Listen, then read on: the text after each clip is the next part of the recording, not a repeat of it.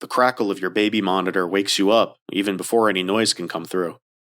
Your body knows that screaming or crying is about to start, and you're ready to spring into action. They've told you that soon you'll get used to it, and that you'll be so tired it'll be hard to wake up sometimes.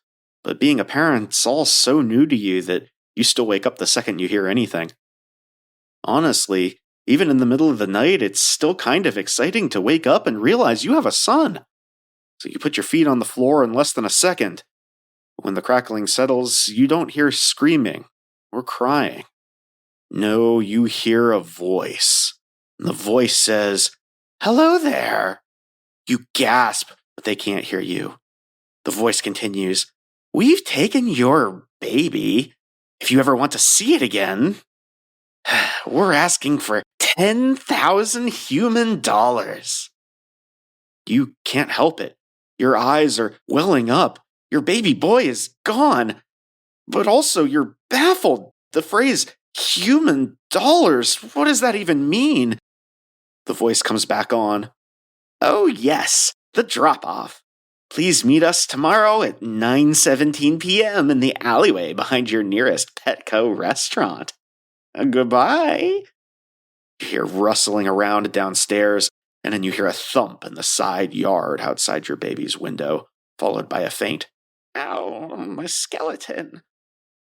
You run downstairs to the baby's room and find that in his crib, instead of your child, they've placed only The Podcast Inside Your House by Annie Marie Morgan and Kevin Schrock. Today's episode, written by Kurt Vonnegut. Episode 12, 2BR02B. Everything was perfectly swell. There were no prisons, no slums, no insane asylums, no cripples, no poverty, no wars. All diseases were conquered. So was old age. Death, barring accidents, was an adventure for volunteers. The population of the United States was stabilized at 40 million souls.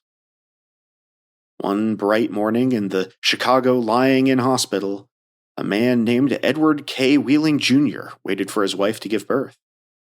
He was the only man waiting. Not many people were born a day anymore. Wheeling was 56, a mere stripling in a population whose average age was 129. X-rays had revealed that his wife was going to have triplets. The children would be his first. Young Wheeling was hunched in his chair, his head in his hand. He was so rumpled, so still and colorless as to be virtually invisible. His camouflage was perfect since the waiting room had a disorderly and demoralized air, too. Chairs and ashtrays had been moved away from the walls. The floor was paved with spattered drop cloths. The room was being redecorated. It was being redecorated as a memorial to a man who had volunteered to die.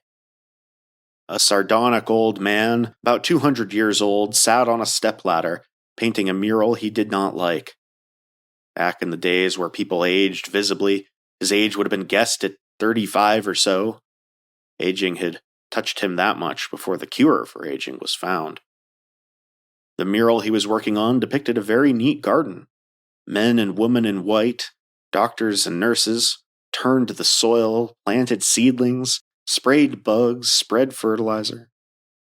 Men and women in purple uniforms pulled up weeds, cut down plants that were old and sickly, raked leaves, carried refuse to trash burners. Never, never, never, not even in medieval Holland nor old Japan, had a garden been more formal, been better tended. Every plant had all of the loam, the light, the water, the air, and nourishment it could use. A hospital orderly came down the corridor, singing under his breath a popular song. "If you don't like my kisses, honey, here's what I will do. I'll go see a girl in purple, kiss this sad world toodaloo. If you don't want my lovin', why should I take up all this space? I'll get off this old planet, let some sweet baby have my place." The orderly looked in at the mural and the muralist. "It looks so real," he said. "I can practically imagine I'm standing in the middle of it." "Well, what makes you think you're not in it?" said the painter. He gave a satiric smile. It's called the Happy Garden of Life, you know. Well, that's really good of Dr. Hitz, said the orderly. He was referring to one of the male figures in white, whose head was a portrait of Dr. Benjamin Hitz, the hospital's chief obstetrician. Hitz was a blindingly handsome man. There's lots of faces still to fill in, said the orderly. He meant that the faces of many of the figures in the mural were still blank. All blanks were to be filled with portraits of important people on either the hospital staff or from the Chicago office of the Federal Bureau of Termination. Well, it must be nice to be able to make pictures that look like something, said the orderly. The painter's face curdled with scorn. You think I'm proud of this daub? He said. You think this is my idea of what life really looks like? What's your idea of what life really looks like? Said the orderly. The painter gestured at a foul drop cloth. Well, there's a good picture of it, he said. Frame that and you'll have a picture a damn sight more honest than this one. Well, you're a gloomy old duck, aren't you? Said the orderly. Is that a crime? Said the painter. The orderly shrugged. Well, if you don't like it here, Grandpa, he said, and he finished the thought with the trick telephone number that people who didn't want to live anymore were supposed to call. The 0 in the telephone number he pronounced not. The number was 2BR02B. It was the telephone number of an institution whose fanciful sobriquets included the Automat, Birdland, Cannery, Catbox, Delouser, Easy Go, Goodbye Mother, Happy Hooligan, Kiss Me Quick, Lucky Pierre, Sheep Dip, Warring Blender, Weep No More, and Why Worry? To be or not to be was the telephone number of the municipal gas chambers of the Federal Bureau of Termination. The painter thumbed his nose at the orderly. When I decide it's time to go, he said, it won't be at the Sheep Dip. Oh, a do-it-yourselfer, eh? Said the orderly. Messy business, Grandpa. Why don't you have a little consideration for the people who have to clean up after you? The painter expressed with an obscenity his lack of concern for the tribulations of his survivors. The world could do with a good deal more mess, if you ask me, he said. The orderly laughed and moved on. Wheeling, the waiting father mumbled something without raising his head, and then he fell silent again. A coarse, formidable woman strode into the waiting room on spike heels. Her shoes, stockings, trench coat, bag, and overseas cap were all purple. The purple the painter called the color of grapes on Judgment Day. The medallion on her purple mousette bag was the seal of the Service Division of the Federal Bureau of Termination, an eagle perched on a turnstile. The woman had a lot of facial hair, an unmistakable mustache, in fact. A curious thing about gas chamber hostesses was that no matter how lovely and feminine they were when they were recruited, they all sprouted mustaches within 5 years or so. Is this where I'm supposed to come? She said to the painter. Well, a lot would depend on what your business was, he said. You aren't about to have a baby, are you? Well, they told me I'm supposed to pose for some picture, she said. My name's Leora Duncan. She waited. And you dunk people? He said. What? She said. Skip it, he said. Well, that sure is a beautiful picture, she said. It looks just like heaven or something. Or something, said the painter. He took a list of names from his smock pocket. Duncan, Duncan, Duncan, he said, scanning the list. Yes, here you are. You're entitled to be immortalized. See any faceless body here you'd like me to stick your head on? We got a few choice ones left. She studied the mural bleakly. Gee, she said, they're all the same to me. I don't know anything about art. A body's a body, eh? He said.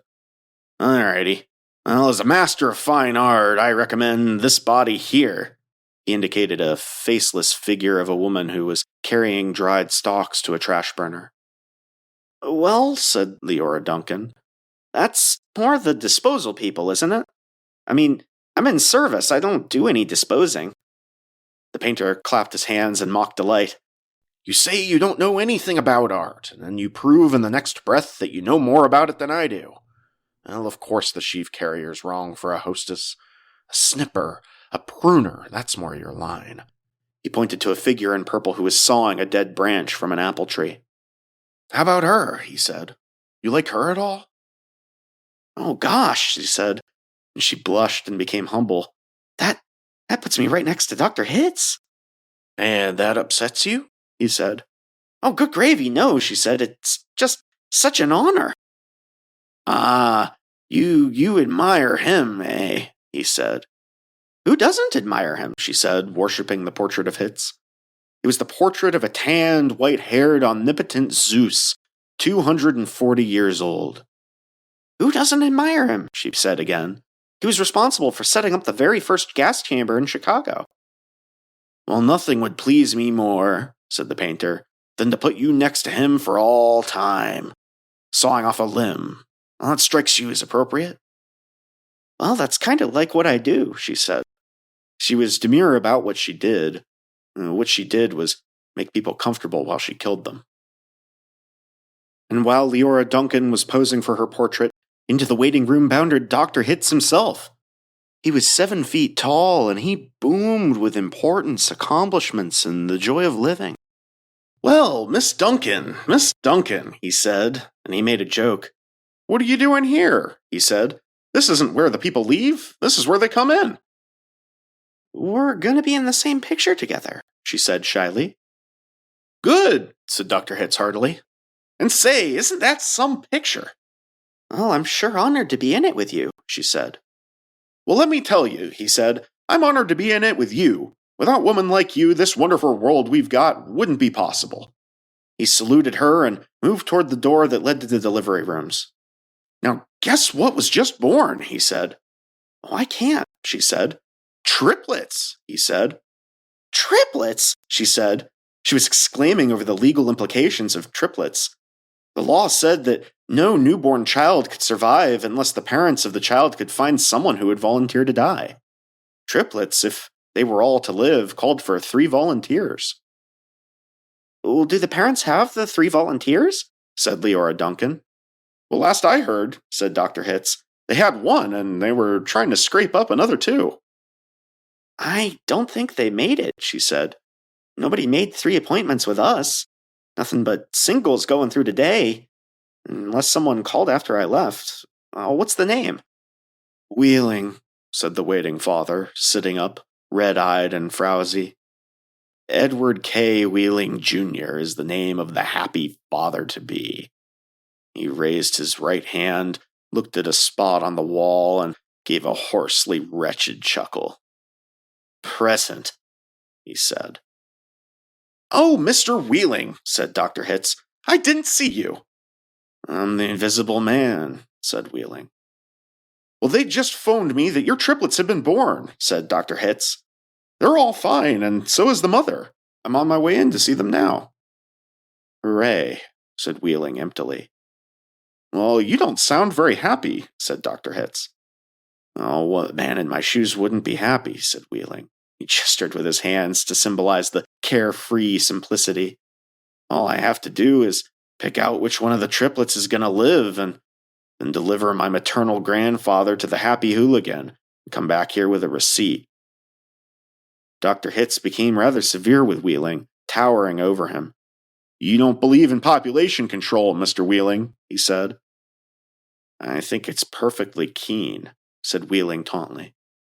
Well, would you like to go back to the good old days where the population of Earth was 20 billion, about to become 40 billion, and then 80 billion, and then 160 billion? Do you know what a druplet is, Mr. Wheeling? Said Hitz. Nope, said Wheeling sulkily.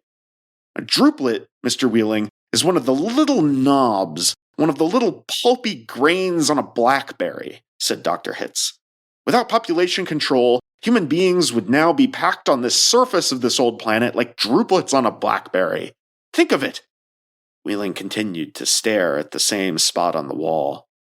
In the year 2000, said Dr. Hitz, before scientists stepped in and laid down the law, there wasn't even enough drinking water to go around and nothing to eat but seaweed.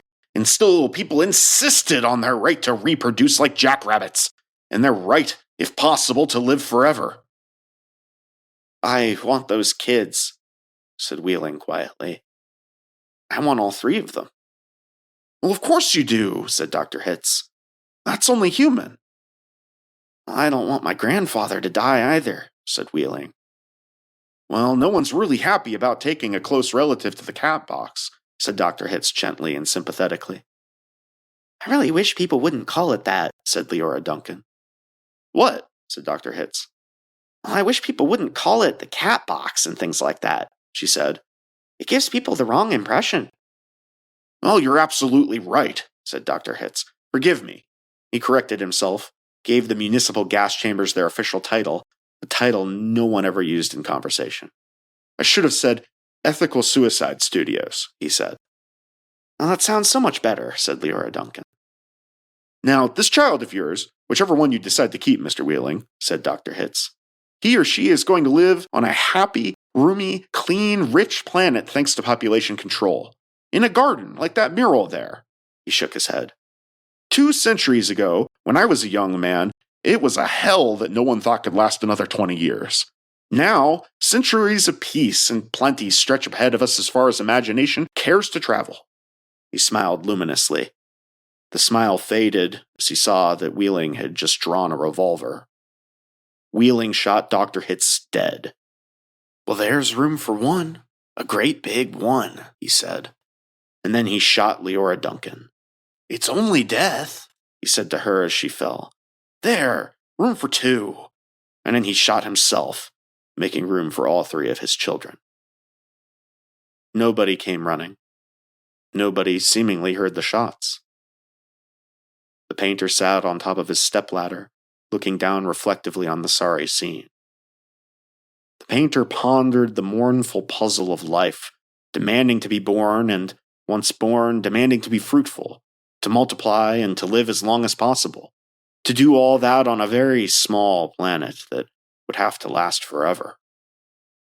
All of the answers that the painter could think of were grim, even grimmer surely than a cat box, a happy hooligan, an easy go.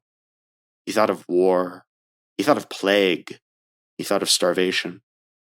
He knew that he would never paint again. He let his paintbrush fall to the drop cloths below, and then he decided he'd had about enough of life in the happy garden of life, too, and he came slowly down from the ladder.